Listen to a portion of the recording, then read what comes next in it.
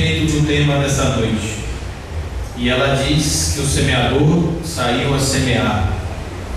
E jogando a semente no caminho, umas caíram na estrada, outras caíram sobre as pedras, outras caíram no espinho, e somente aquelas últimas que foram lançadas com mais força caíram na terra fértil, e elas produziram uma para 70, uma para 100. Essa parábola ela foi contada por Jesus em uma delas, ou uma daquelas que os seus discípulos não entendiam muito bem, e perguntavam a ele: mestre, por quê? O que você quer dizer com essa questão da semente e da terra? E ele então vai explicar que aqueles corações aonde a semente cai, no caso da estrada, eram aquelas pessoas que tinham um coração muito duro, que não queriam saber de nada, porque a semente que cai na estrada, os pássaros comem, e os pássaros seriam como aquelas nossas aventuras que nós fazemos na vida, que nos tiram essa possibilidade de fazer essa semente eclodir dentro de nós. Aqueles outros que têm um coração mais duro ainda e que se colocam no calor do sol, são como uma pedra que a semente cai em cima e não germina, ela não consegue germinar. Por outro lado, há aqueles que já conseguem ter um pouco de espaço para uma semente entrar, mas ainda estão cheios de espinhos. São aqueles onde a semente cai sobre as sarças, e quando os espinhos crescem, não deixam a semente florescer. São as nossas sensações de egoísmo, de orgulho, de vaidade, que vão obliterando o funcionamento natural da semente. Ao contrário daqueles corações que estão extremamente abertos e receptivos a essas palavras que nós tanto falamos e ouvimos e repetimos. Esses corações, eles recebem uma pequena semente do tamanho de um grão de mostarda e fazem com que ela se multiplique, uma semente para 100 plantas que vão produzir mais e mais sementes. Esse é o semeador. O verdadeiro semeador é esse que recebe a semente no seu coração e faz essa semente se multiplicar muitas vezes. No Evangelho capítulo 17, falando a respeito de uma bem-aventurança, no discurso profético de Jesus, ele diz: sede perfeitos como perfeito é o Pai Celestial.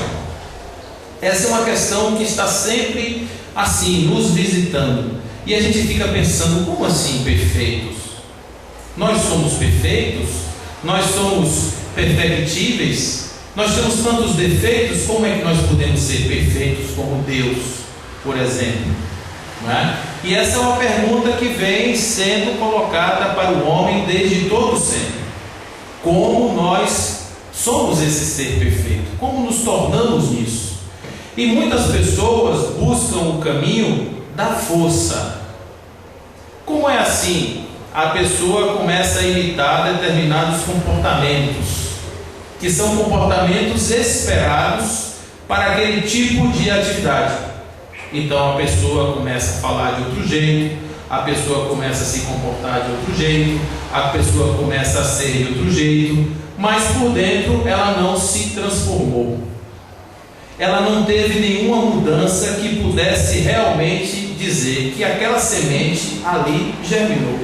Foi como se fosse um local assim, sabe, de engano. Houve ali uma armadilha, e aquela coisa chegou naquele corpo, se instalou naquele corpo e lá não se desenvolveu. Nesse texto do capítulo 17, que fala sobre o homem de bem, que fala sobre essa questão da perfeição humana, especificamente sobre o dever, sobre o semeador, sobre a virtude e outras coisas que estão ao lado do homem de bem, nos fala a respeito do comportamento do espírita, do ser espírita, não é? Dessa pessoa que frequenta o centro espírita, que é da doutrina espírita, E nós podemos pensar assim: existe um manual de ser espírita? Como é isso? O espírita é diferente das outras pessoas? Pelo fato da pessoa frequentar um centro espírita, quer dizer que quando ela desencarnar ou morrer, conforme a gente prefira falar, ela já vai direto para um lugar bacana, cheio de flores, cheio de coisas legais? Será que é isso? Não é? Então, o que nos traz aqui essa reflexão, que foi da época em que Kardec escreveu esse livro, ainda no século XIX, fala a respeito de comportamentos que hoje a doutrina espírita traz na sua reflexão. Quando a gente olha o movimento espírita, a gente fica pensando assim: como surgiu isso do ponto de vista nosso, para a nossa informação? E a gente vê na história do espiritismo que antes do espiritismo surgir, existia o espiritualismo. Eu não estou falando ainda das questões místicas, como lá no templo de Delfos, que as pitonisas entravam em transe para poder dar predições a respeito do futuro das pessoas. Não estou falando disso. Eu estou falando de uma coisa mais sistematizada. Havia um movimento do magnetismo. Esse movimento do magnetismo, ele vai descobrir que pessoas sob indução magnética eram capazes de promover fenômenos que eles chamavam de sonambúlicos, pessoas que entravam em estado de sonambulismo. O que era o sonâmbulo? Que hoje a gente pensa assim: o sonâmbulo é aquela pessoa que anda dormindo, né? E era mais ou menos isso, porque a pessoa estava em um estado como se estivesse dormindo, mas ao mesmo tempo estava lúcida, porque podia falar, porque podia andar, podia fazer coisas, e isso eles chamavam de sonambulismo. E o sonambulismo nada mais era do que a mediunidade aflorada. Só que no primeiro momento ela se dava através da imposição das mãos. O magnetizador colocava as mãos sobre a cabeça do sonâmbulo e ele entrava em transe e começava a falar, com um processo de incorporação espiritual. Isso foi muito antes de Kardec. Pelo menos antes de Kardec, uns 100 anos, já aconteciam fenômenos dessa natureza. Somente Kardec estuda o magnetismo durante 30 anos. Ele é um estudante que desde 19 anos ele vai se dedicar ao estudo do magnetismo e do sonambulismo. Então, quando ele vai investigar as mesas que se moviam, ele vai investigar por quê? Porque ali havia um fenômeno que ele achava que era do magnetismo. Mas uma coisa interessante nessa época era o tipo de fenômeno que acontecia. Os fenômenos eram assim, fenômenos físicos. Eram fenômenos que se mostravam a partir de uma manifestação de parede, de mesa, de cadeira, coisas que se mexiam, que iam para lá, que iam para cá. Essas coisas eram os fenômenos naquela época. E o homem ficava atraído por esse processo e iam para os teatros, iam para os locais para poder assistir a essas exibições. Era como se fosse assim um negócio de artista, uma coisa assim de showman. A pessoa ia, fazia ali no palco, as pessoas pagavam para assistir e lá eles faziam esse tipo de manifestação. E as pessoas curiosas estavam sendo atraídas pelos fenômenos. Havia os fenômenos de movimentação.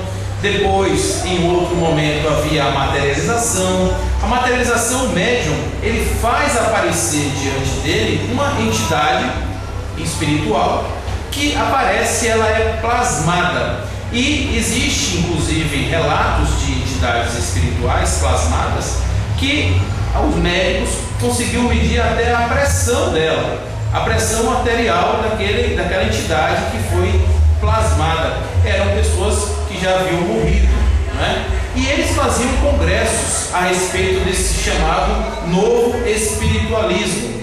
E é no início do século XIX, quando Kardec vai nascer, no ano de 1804, já existiam estudos, grupos de estudos, que discutiam esse novo espiritualismo na Terra. Esse fenômeno vai chegar na Europa, depois de passar pelos Estados Unidos, pela Inglaterra, vai chegar na França, e a partir da França é que Kardec então entra no processo dessa codificação. Para nós que estamos hoje frequentando a doutrina espírita, há um convite, né, para nós pensarmos no processo da frequência na casa espírita em relação a esses fenômenos, ao nosso papel dentro da casa. O que é que nós estamos buscando dentro da casa espírita? Qual é a pergunta que a gente ainda não teve resposta? Né? Porque às vezes é curiosidade, às vezes é uma dor, né? Às vezes é uma necessidade imediata. No momento em que essa necessidade é satisfeita, a pessoa sente que não precisa mais voltar, né? E Guilom Ribeiro, falando a respeito do papel da casa espírita, divide em 3 os papéis da casa espírita. A casa espírita é um hospital, a casa espírita é uma escola, um educandário, e a casa espírita é também um templo. Por que essas 3 coisas? Porque tem um acolhimento da saúde. Dr. Bezerra de Menezes trabalhava com saúde, ele era médico, e ele trabalhava com homeopatia. Ele fazia esse trabalho, inclusive continuou fazendo esse trabalho através de Chico Xavier. Chico Xavier, nas sessões de atendimento, receitava muita coisa de homeopatia através de Chico, né? Mas era Dr. Bezerra quem fazia esse trabalho. Então tem essa questão da saúde, mas não somente a saúde física, a saúde emocional, a saúde psicológica, a saúde espiritual também é um acolhimento feito dentro da casa espírita. Muitas pessoas chegam com problemas, com tristezas, com depressão, as pessoas chegam com problemas de toda a ordem, e a casa espírita tem recursos para atender a essas pessoas de forma extremamente boa, positiva, com excelentes resultados, né? E inclusive se fala dentro dos processos de cura que no dia que se descobrir verdadeiramente o papel desse tipo de cura espiritual em si, misturando com a medicina chamada medicina da terra, aonde os médicos possam ver o ser humano não como um pedaço de carne, um objeto, um organismo que tem começo, meio e fim, mas olhar o homem na sua diversa dimensão, a gente vai conseguir realmente ter uma medicina barata, de amplo acesso e com excelentes resultados. Existem doenças que estão na face da terra, que são doenças do pensamento, doenças da depressão, dessa vida que a gente vive, essa vida agitada, e nós temos hoje dentro da casa espírita recursos para atender a esse tipo de demanda de ordem espiritual, de ordem psíquica, óbvio que não desprezando nem dispensando o trabalho do médico da terra, porque existe a ciência, né, que foi desenvolvida com o propósito de fazer também essa intervenção material dos seres vivos. Então tem todo esse processo, é um processo de complementação. Do ponto de vista educacional, a casa espírita, ela se fundamenta a partir do fato de que o espiritismo é uma filosofia de ordem moral. Antes de religião, ela é uma filosofia de ordem moral. Kardec não era um homem religioso, ele era um cientista, ele era uma pessoa, um filósofo, um pesquisador, que pesquisou muito para poder ter a capacidade de escrever a codificação. Então, dentro da casa espírita hoje, é possível se discutir temas como o que a gente está aqui hoje abordando, né, do nosso papel enquanto seres espirituais. Porque é a partir da reflexão, do entendimento, que a gente traz acerca da questão de sermos espíritos e sermos espíritas, é que nós então começamos o nosso processo de reforma interior, aqui chamado também muito de reforma íntima. Por que nós vamos fazer reforma íntima? Sim, o que é que me leva a fazer reforma íntima? Não é? Que motivação eu tenho para fazer uma reforma íntima? Então esse trabalho é um trabalho que também é estimulado a partir do processo da casa espírita. É educação, a evangelização de crianças. Aí se diz assim, não, mas a evangelização de crianças é um processo de proselitismo, de fazer fiéis. Não é isso. O trabalho hoje de base que se faz nas casas espíritas em relação à educação de crianças visa afastar as crianças do uso da droga, mostrar à criança o papel do pai e da mãe dentro da casa, mostrar realmente o papel desse indivíduo na sociedade, discutir os aspectos da sociedade e aquilo que ele pode fazer para melhorar o seu mundo, o mundo onde ele vive, trazer um aspecto racional para que essa criança se coloque como um cidadão do mundo dentro do contexto da sociedade. Então, é um educandário, sim, porque forma pessoas através de uma base moral. E onde é que os Espíritos trouxeram essa base moral? Através do Evangelho.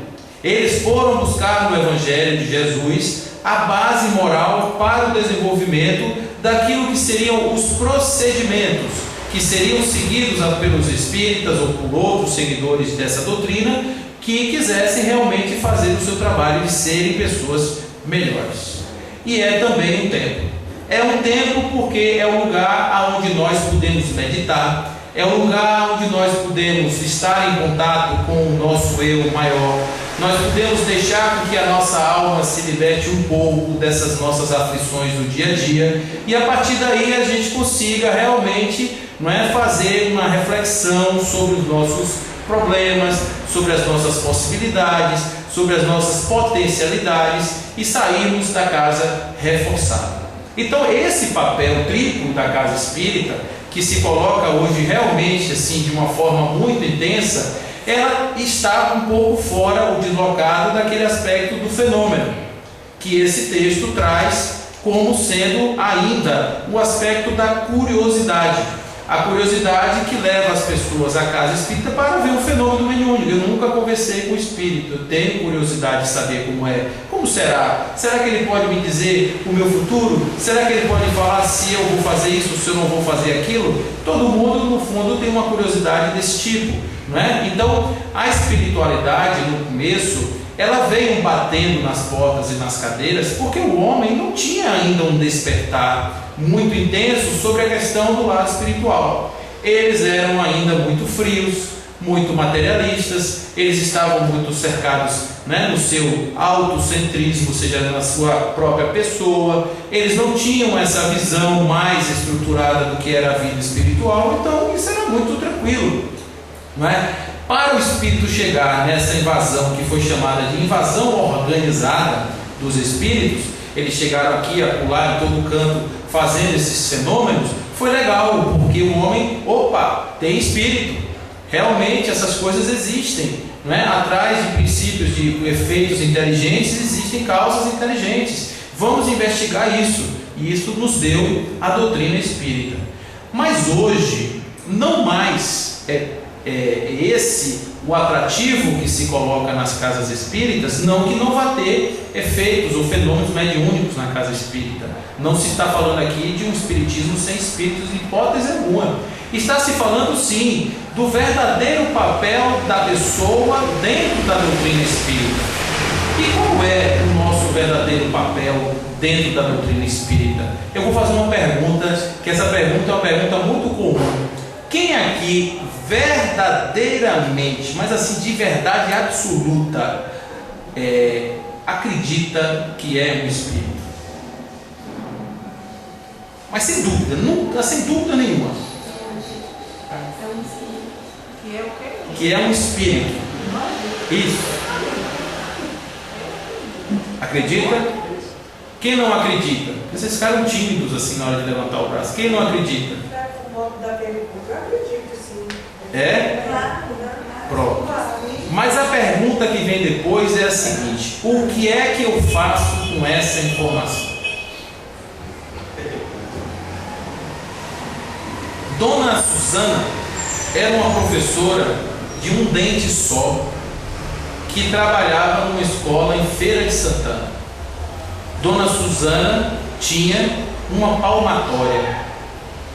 Você lembra da palmatória? Quem aqui teve professora com palmatória? Agora você chamou, pegava Isso aí. Então, essa professora, Dona Susana, de um dente só, que já assustava pelo fato dela chegar assim com a pessoa e tal, ter aquela coisa, Dona Susana batia nos seus alunos, mas batia com amor. Não sei se eu consigo me expressar bem nisso. Ela queria que os alunos aprendessem verdadeiramente a lição. E quando o aluno não decorava a tabuada, Dona Susana dava um bolo, chamava o bolo. E quando não fazia não sei o que, o exercício, a dever de casa, outro bolo. E a pessoa ia tomando bolo. Se chegasse ali agora e fizesse uma enquete com os alunos de Dona Susana: Dona Susana, vou fazer uma enquete aqui com seus alunos. Quem aqui gosta de Dona Susana? Quantos será que iam dizer que gostavam? No ano que ela estava ensinando. Nenhum. Aí o tempo passa, a vida vai trazendo aspectos, e um belo dia essa pessoa se vê disciplinado, bem-sucedido, se vê ali numa condição moral boa, e ela vai olhar para trás e vai dizer: ah, que saudade da professora Susana. Não é verdade?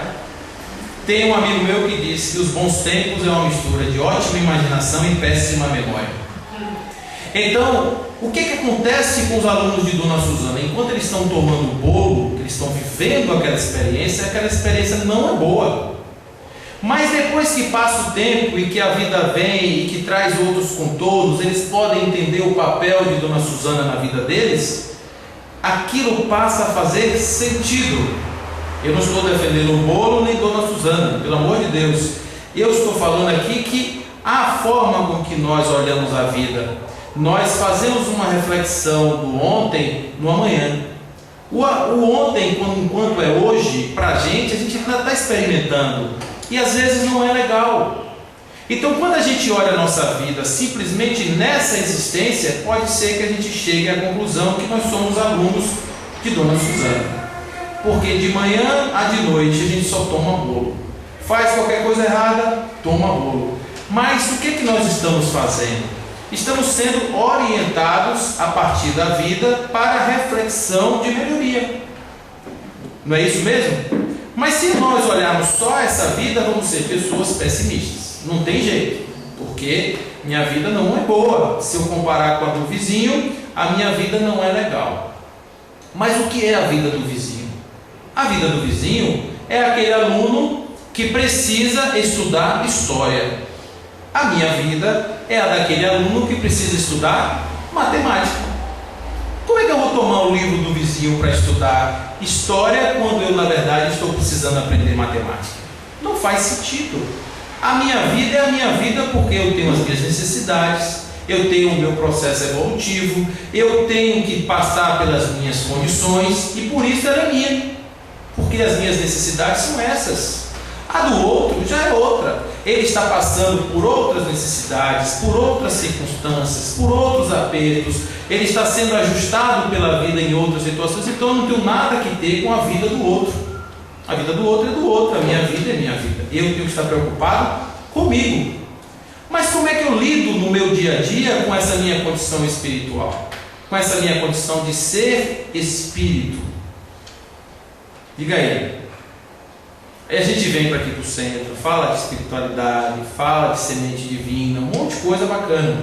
Mas sai e enfrenta ali o dia a dia, os encontros que a gente tem com as pessoas, que eventualmente a gente tem os nossos probleminhas e tal, as coisas que a gente se angustia pelas nossas próprias dores internas. Isso daí é uma coisa que, como é que a gente administra isso? Será que a gente se lembra nessa hora que a gente é espírito? E que a gente está aqui nessa escola para aprender? Muitas vezes não. Muitas vezes a gente esquece. E chega até a pedir a Deus: oh Deus, você não gosta de mim não, mas você está me dando aí uma carga muito pesada, né? Eu preciso ter um pouco mais, pega um pouco mais leve com esse seu filho que ele está precisando um pouco mais de ajuda, né? Então, o pedido das casas espíritas hoje é que nós, espíritas, entremos nas casas espíritas com o objetivo não simplesmente da curiosidade ou simplesmente daquela sensação boa de estarmos participando de um grupo. Isso é legal, é ótimo, mas principalmente para que a partir das lições obtidas através do Evangelho, através das conversas com os espíritos, das mensagens que são passadas, nós iniciemos o nosso processo de reforma interior.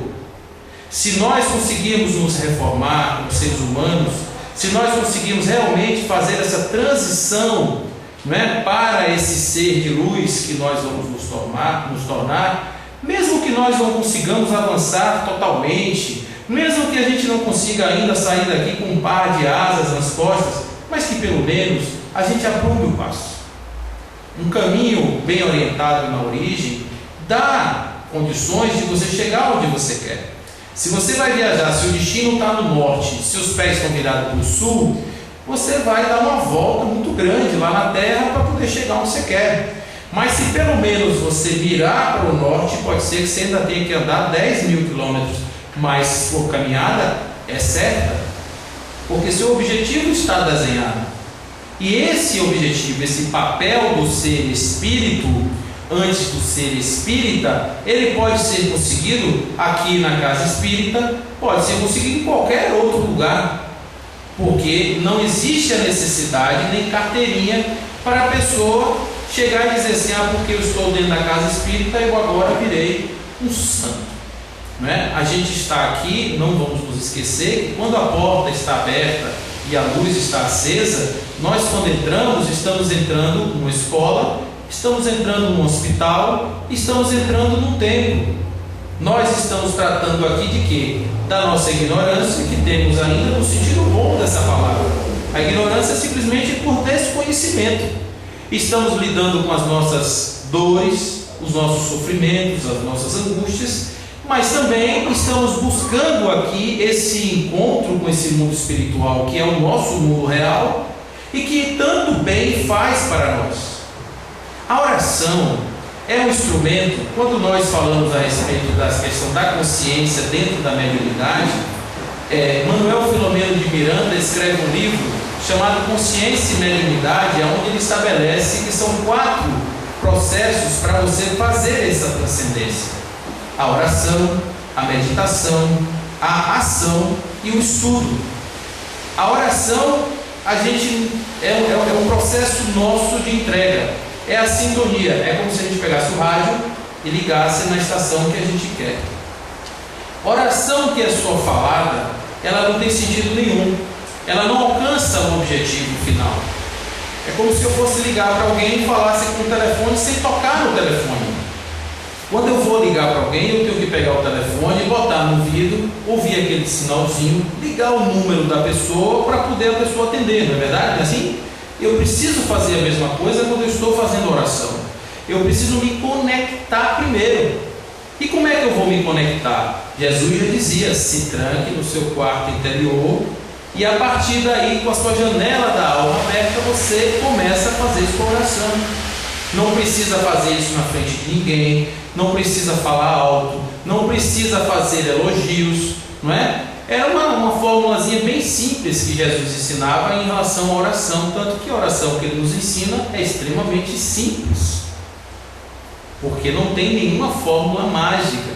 E às vezes a gente faz assim, vai fazer evangelho e tudo, a pessoa diz: faça oração. Não, eu não sei fazer oração, né? A oração, como se a oração fosse uma coisa assim rebuscada, tivesse que ter palavras difíceis, tivesse que ter realmente essa história toda. Então a gente pode até falar essas coisas todas porque elas estão vindo do coração, elas não estão vindo só da boca para fora, né? Elas são coisas assim que a gente traz lá do fundo da alma.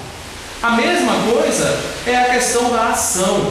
Eu não posso fazer nada se eu ficar somente conversando e não tiver nenhuma ação, não for uma pessoa da caridade, não for uma pessoa que consigo fazer uma ação em volta desse meu melhoramento como ser humano, se eu não tiver nenhuma ação no sentido de me dirigir ao outro para os trabalhos de orgulho, perdão, indulgência, benevolência, tudo, eu não tenho muita coisa que eu fazer. É a história do monge que se retira e vai lá para dentro da gruta meditar e ficar encontrando a sua conexão espiritual. Ele, do ponto de vista da transcendência, ele foi legal. Mas será que ele conseguiu realmente atingir os objetivos sociais que ele veio fazer na Terra?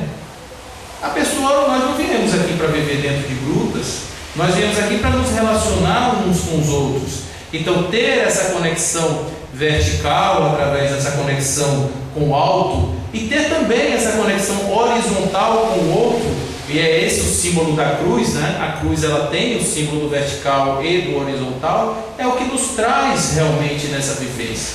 Quando a gente compara Jesus aos outros mestres da humanidade que trouxeram lições libertadoras, como Buda e outros mais, a gente vai ver que esses eram entidades muito ligadas à questão do vertical. Eles sabiam meditar, eles tinham muita profundidade no encontro do seu ser interior, mas eles não tinham muita atividade nessa questão da horizontalidade. Eles não tinham contato muito com as outras pessoas, eles não iam ao encontro dos leprosos, dos doentes, eles não tinham esse trabalho.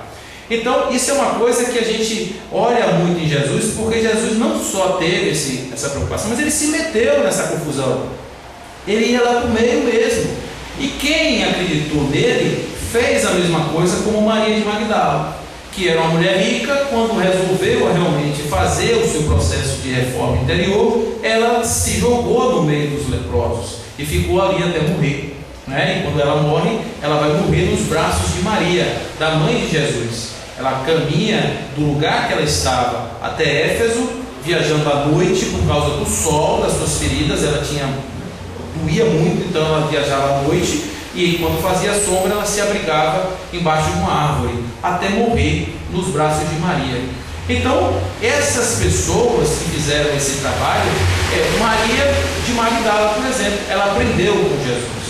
Quando nós chegamos aqui na casa espírita, nós precisamos olhar essa questão do Evangelho, as lições do Evangelho, as questões das transformações nossas e o nosso processo de desenvolvimento. É uma coisa extremamente importante a gente pensar que todos somos iguais. Não existe nenhuma diferença de um ser humano para o outro ser humano.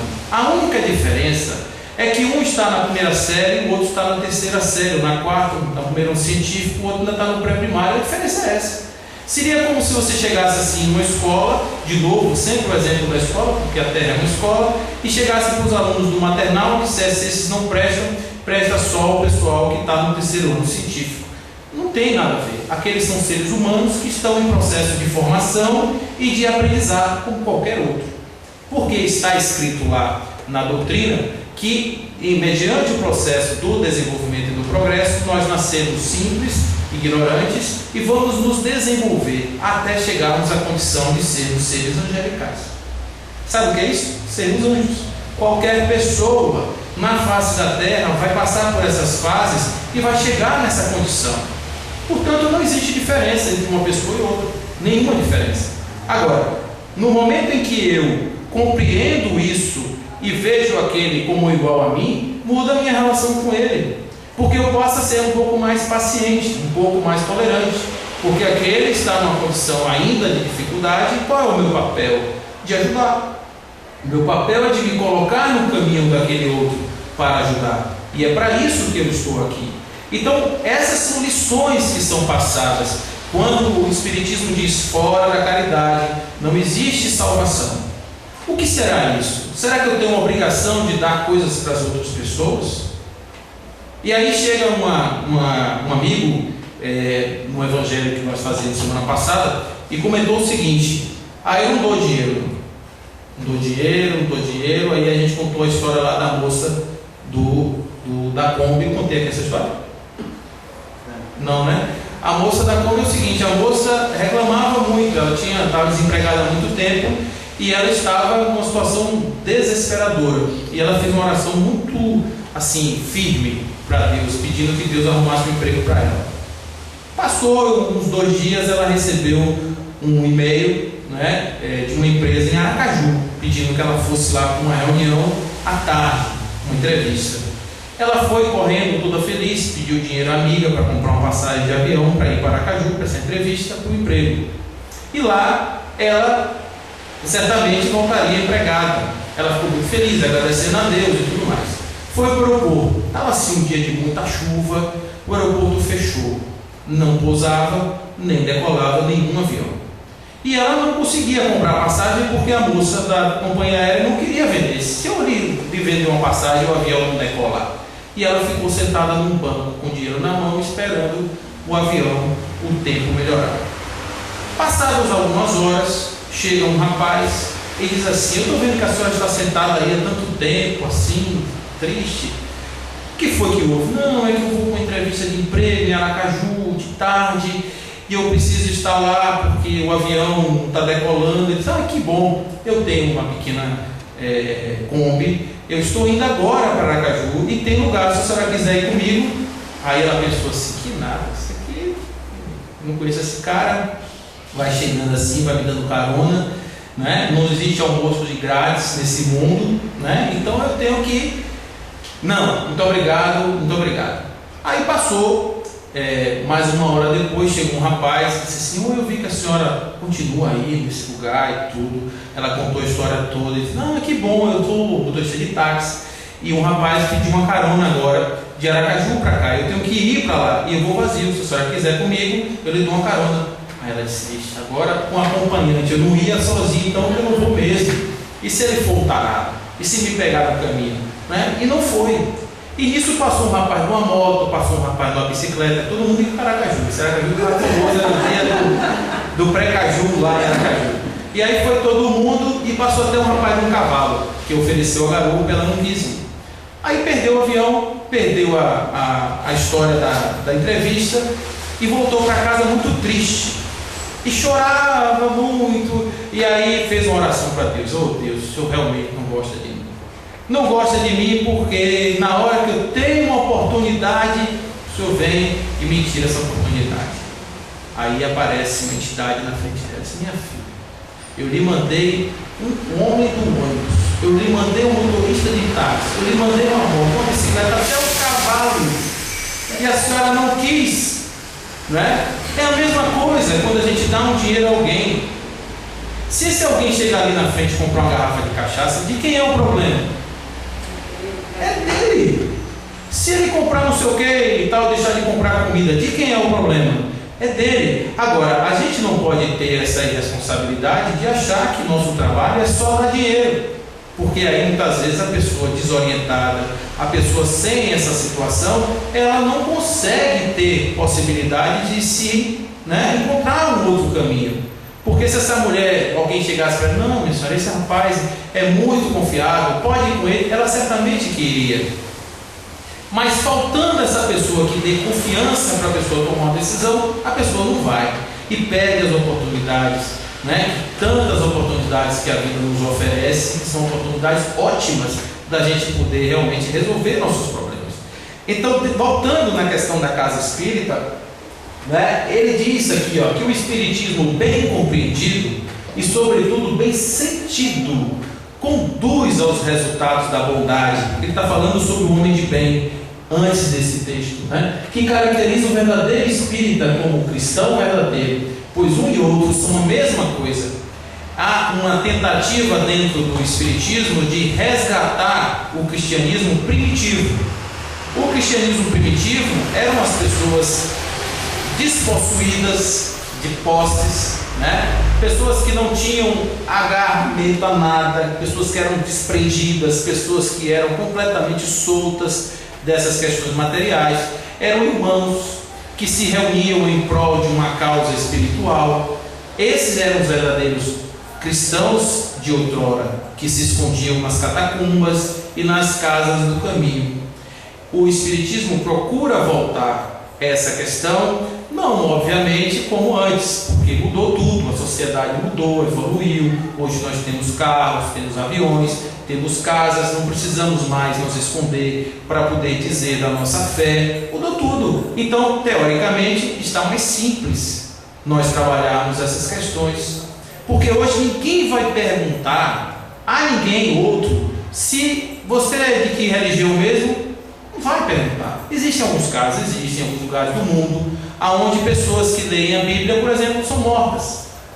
Em determinados lugares a intolerância religiosa é tamanha que as pessoas não podem praticar fé nenhuma, Graças a Deus nós vivemos num estado laico que nos permite fazermos da nossa fé o que a gente quiser, até não ter nenhuma. Então isso é possível, e essa liberdade ela se estabelece dentro da casa espírita. A casa espírita, ela não busca para o espírita fazer fiéis. Olha que coisa interessante. É preferível no movimento espírita casas pequenas com poucas pessoas. As casas grandes, elas se despersonalizam e as pessoas ficam desassistidas muitas vezes.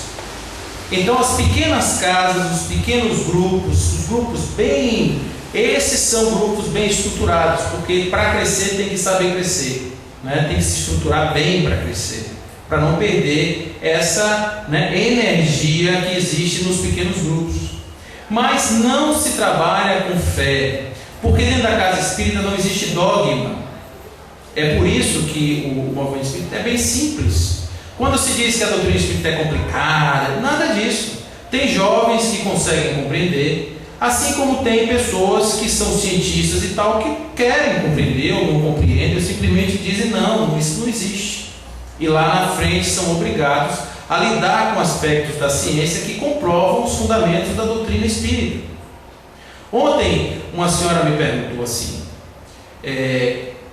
dentro da casa espírita é o verdadeiro lugar para as manifestações mediúnicas, querendo dizer que existem outras casas espíritas onde tem manifestações mediúnicas. O que a doutrina espírita traz é uma fé raciocinada, aonde as pessoas podem raciocinar, tem um limite de raciocinar e questionar dogmas, não é? Questionar coisas que são aceitas sem o menor tipo de questionamento.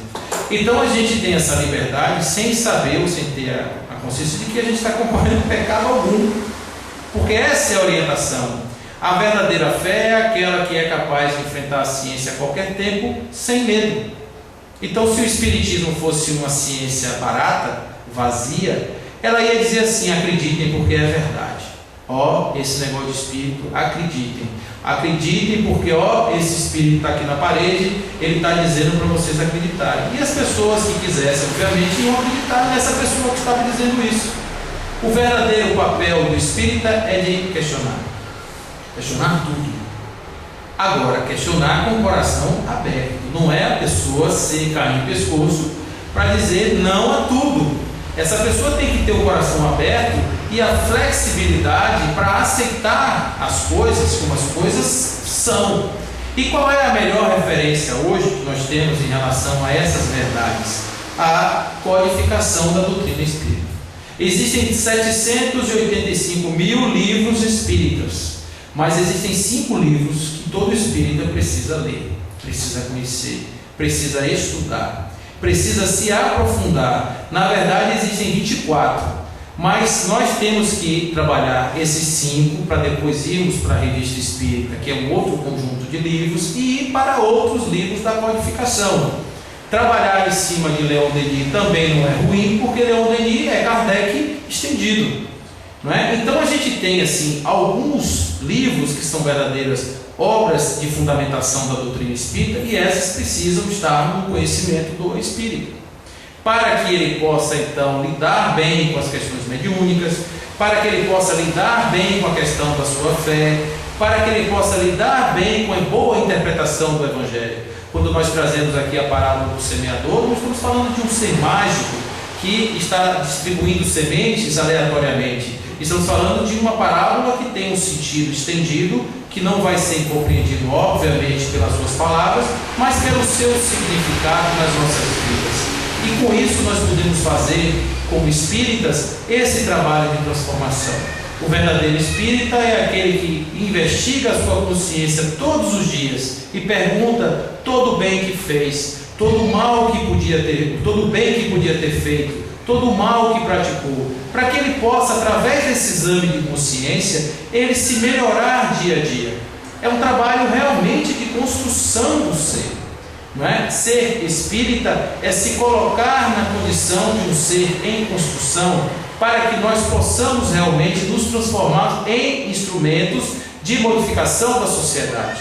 Se espera, quando pergunto a Kardec, essa sua religião é a religião do futuro? Ele diz não é a religião do futuro, é o futuro das religiões, porque na medida em que toda religião tiver a capacidade de instruir os seus adeptos, como procura o Espiritismo, primeira lei, amai-vos, segunda lei, instruí-vos, é através de um processo de instrução.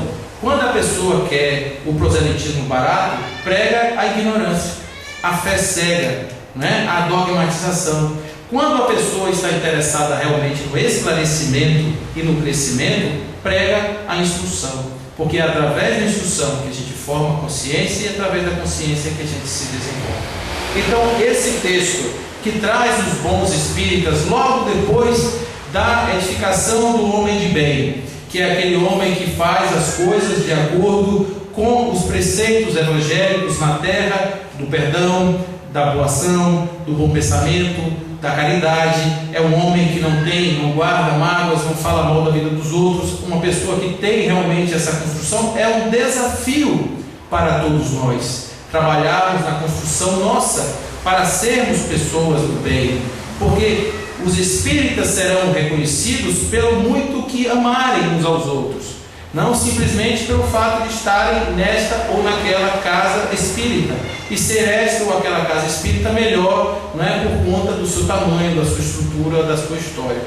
Então todos nós temos a possibilidade de sermos esses seres, porque nós somos realmente partículas divinas, nós somos seres divinos, nós vamos ser divinos, nós vamos trabalhar para a perfeição. A vida está aí para nos ensinar. O que a gente precisa é olhar para essa vida com muita alegria, mas com muita alegria mesmo. A gente se abraçar em congraçamento de paz, de amor, trazer realmente os verdadeiros significados e sentidos das palavras do Evangelho para cada ação nossa do dia a dia. Esse é o verdadeiro sentido de sermos espíritas. Que assim seja.